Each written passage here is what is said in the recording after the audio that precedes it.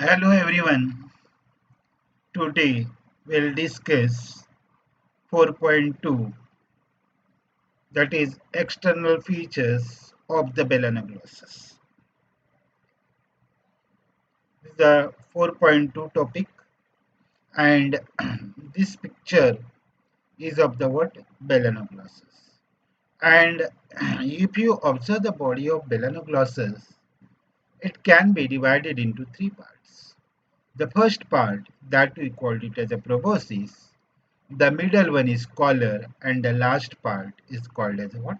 Trunk. So before discussing the how is the body, we'll discuss the habit and habitat. The Melanoglossus is a burrowing which burrows in the sand and exclusively marine animal which remains or found in shallow water of the seas. The Melanoglossus is tubular and it lives in U-shaped burrows excavated in the sandy bottom. Means it lives in a what, that is a such type of the burrows which are made in the sand, and this is a what, the U-shaped burrow. Then the burrows are open at both the ends. You can observe this is the what, the anterior end, and this is the posterior end, and from both the ends these burrows are open. Then the body of Melanoglossus, it is worm-like, soft, elongated, cylindrical, and it is bilaterally symmetrical. And entire body is covered with a covering of the what? Mucus. It measures up to 10 centimeter to 50 centimeter in length. But the Melanoglossus gigas is known to attain a length of 1.8 to 2.4 meters. The body is divisible into three distinct parts or regions. This is called as a protosome, or that is called as a proboscis. The middle one is collar and the last one is called as a trunk. And therefore that is the three parts. One is the proboscis, collar, and the what? The trunk part. This is the body of the this Melanoglossus showing the three different parts. There's the proboscis, then collar, and the what, that is the trunk part. And this is the what, the YouTube structure where it lives, or it lives in a what, that is a U-shaped burrows which are made up of the what, that is the sand, or which are present in the sand. The first part, that is the proboscis. This is the anterior most part of the body, and it is either rounded or conical in shape. This is the proboscis, and it is a hollow and connected posteriorly. It is connected to posteriorly by the part, and that we called it as a collar. And in between this collar and the what, that is this proboscis, there is a structure, and that we called it as a proboscis stalk. And the cavity of proboscis, this is the cavity within the proboscis. The cavity of proboscis opens to outside by the small opening, and that opening is called as a what, the proboscis pore. Here you can observe the what, that is a opening, and this is called as a what, the proboscis pore. Then the what, the next thing, that is the collar. After the proboscis, or proboscis leads into the another structure, and that we call it as a collar. And it is a muscular cylindrical region behind the proboscis. Its anterior region, it covers a proboscis stalk, and that proboscis stalk, it is also called as a what? The collarate. This is a collarate, or it is also called as a proboscis stalk. Ventrally below the proboscis stalk, the collarate bear a wide mouth. Means on the ventral side of the collarate, there is a wide opening, and that wide opening, that we called it as a mouth, which is permanently open. And posteriorly, the collar is well demarcated from the trunk by the circular constriction. This is a what, collar, and here there is a what, the circular constriction is there. By this circular constriction you can what, the separate this collar from the what, that is a trunk region. Means between the what, collar and the trunk there is a constriction or the circular constriction, and that we called it as a what, the that separates the what, that is a collar from the trunk region. Then the third part is a trunk. Trunk is the largest posterior part of the body, and it is elongated. All along its length, it bears a mid-dorsal and mid-ventral ridge. Means it having the what, that is a, this is a dorsal ridge.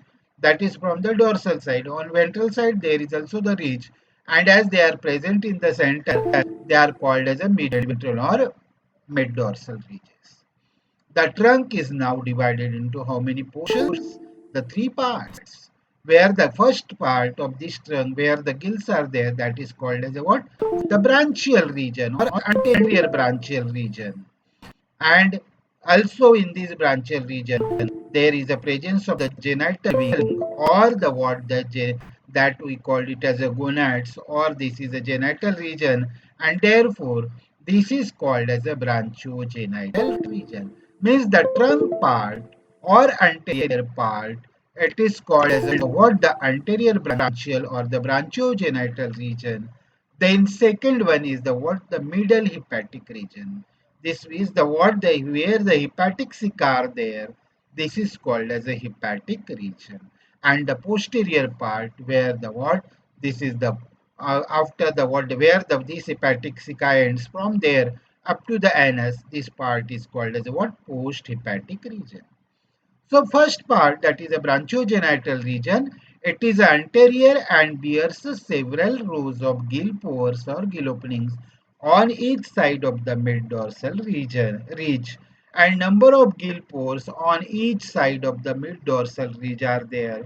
The number of gill pores increases with the age of animal. Then after this, the next portion, that is a what, the hepatic region, where the hepatic cica are there. This middle or hepatic region is greenish in color and marked by presence of numerous saccular structures, and these are called as a hepatic cica on the dorsal side. And it leads into the another portion or the third portion, that is the post hepatic region. This is the longest part of the trunk and cylindrical part of the posterior most part of the melanoglossus body, and it is tapering gradually, and it terminates at the what, that is the anus. So these are the three parts. One is a branchiogenital region, then second one is a hepatic region, and the third one is a what, post hepatic region. Then next we'll discuss the body wall of this melanoglossus. If you observe the body wall of the melanoglossus, it comprises of only outer epidermis, and the dermis is lacking, and inner side, that is the inner musculature or the muscles are there. This comprises of the outer epidermis, and this consists of single layer of epithelial cells, and this single layer of epithelial cell, these which are the what, that is a columnar type of the cells, and these cells are of two types. The first one is a ciliated epidermal cells which are having the cilia, and another one is the gland cells. What are these ciliated epidermal cell? These are having the cilia, and these are the ciliated cells which are having the cilia, and these are more numerous, and each bears cilia at its free end. The ciliated cells having the cilia at their free end. Then next is the gland cells, and these gland cells are present in between these ciliated cells or the epidermal cells. And among them, the first cell is what, the goblet cells. These are the circular or the rounded cells or the flag-shaped cells, and these secrete some mucus, and these cells are called as goblet cells. Then second cells, these are the reticulate cells. What are these reticulate cells? These are the long cells with a vacuolated cytoplasm. This is also vacuolated cell. This is also the vacuolated cell that we called it as a reticulate cell. So these are the reticulate cell which are the vacuolated cell having the vacuolated cytoplasm, and these cells are also supposed to secrete the mucus. And the third part, that is the mulberry cells. These are the granular gland cells. What are these mulberry cells? These are the mulberry cells. These are the granular gland cells. And these cells are long cells containing cytoplasmic granules. And these cells, it secretes the enzyme amylase. The mucus secreted by gland cell covers the animal. In addition to these cells, the body wall also contain neurosecretory cells. These are the neurosecretory cells which secretes what certain secretion, and there is no dermis in the body wall. Means in the body wall it having the epidermis and no dermis is there. Along with that, it having the inner musculature, epidermis having the two types of the cells, ciliated epidermal cells and the gland cells. And the gland cells again, these are of three types. One is a goblet cell, another one is a reticulate cell which secretes a mucus, and the third one is a what, that is a mulberry cells or granular gland cells, and this secretes a enzyme that is a amylase.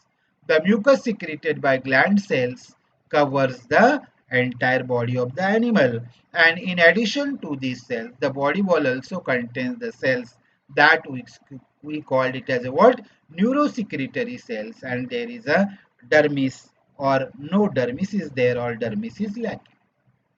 Immediately epidermis, there is a thick layer of nervous tissue, and these are the thick layer below the epidermis. There is or the below the epidermis, there is a thick layer of the what, that is a nervous tissue. There is a thick basement which supports the epidermis, and next to this, that is a musculature. These are smooth circular and longitudinal muscle fibers situated at the basement membrane. The proboscis musculature consists of thin layer of circular muscle fiber and thick layer of the longitudinal muscle fiber. Means that having the thin layer of circular muscles and longitudinal muscles, that is a thick layer. The collar musculature is confined to collarate and comprises of circular and longitudinal muscle fiber. And trunk musculature consists of mainly longitudinal muscle fiber. Means if you observe the muscles or musculature, that the proboscis having the circular muscle fibers, that is a thin and the what, that is a thick layer of longitudinal muscle fiber. Collar, it comprises of the what, the circular and the longitudinal muscle fiber, and the trunk muscle, it comprises of the mainly longitudinal muscle fiber. So this is regarding the musculature and the what, the body wall or the epidermis. Then the last part of these external features, that is a coelom. The coelom is a large cavity with a coelomic epithelium. In melanoglossus, coelom is present, and coelom is present in the embryo stage. But in adult, the coelom is reduced because the coelomic epithelium, it gives rise to the connective tissue and muscle fiber which fills up the coelomic cavity. Means in adult, the coelomic cavity is filled with connective tissue and muscle fiber, and therefore in adult you cannot observe the such type of the coelom. It is present in the embryonic stage. Then it is represented by 5 separated cavities. What are these?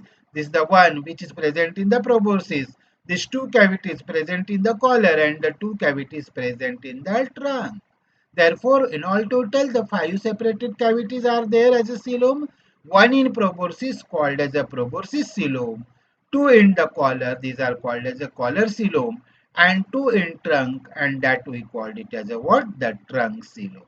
So this is the how the coelom is present in the melanoglossus. In melanoglossus, the proboscis coelom, it is also called as a protocoel. It is a single cavity in proboscis and obliterated by muscles and few structures like the buccal diverticulum, central sinus, and the glomerulus. The proboscis coelom, it consists of seawater, and this opens outside through the what? Proboscis pore. Means this proboscis coelom, it opens outside by the opening, and that opening that we called it as a what? The proboscis pore. This is the proboscis pore which is present in the what? That is a proboscis region. Then next to the what? That is the collar coelom, or it is also called as a mesocele, and it has two cavities situated side by side in the collar, and it consists of seawater. The collar coelom does not communicate anteriorly with the proboscis coelom, but posteriorly it opens into first gill sac by the canal called as a collar canal. Each collar coelom opens to exterior by the word collar pore. Means collar coelom, it opens to exteriors by the word that is opening, and that we called it as a collar pore, and it is obliterated by musculature and the connective tissue. So that is regarding the what the collar coelom. Then the next part is the what the trunk coelom. Trunk coelom, or the it is also called as a metacele.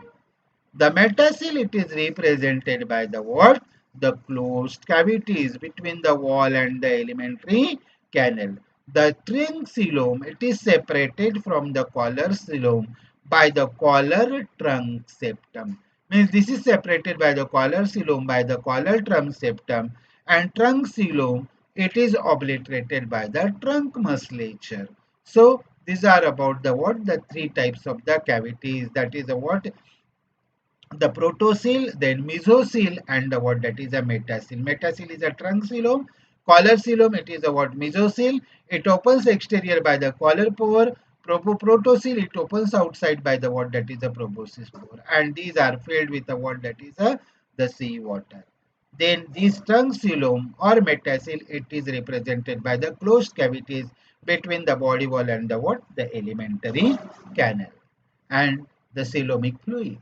The proboscis and collar coelom communicate with exterior and largely filled with seawater, which keeps them turgid. The trunk coelom is filled with a watery coelomic fluid containing the what? Amoeboid coelomocytes or amoeboid cells, with each with single large vacuole. The coelomocyte behave like leukocyte by secreting a membrane around for any foreign body that may invade the animal. So these coelomocyte, they act as a what? That is a defense organ like the WBCs or leukocyte by secreting the membrane around the foreign body that may invade the animal. So this is regarding the what? That is the coelomic fluid and the what? That is a coelom. This is all about the what? That is the external features in the melanoglossus. Thank you.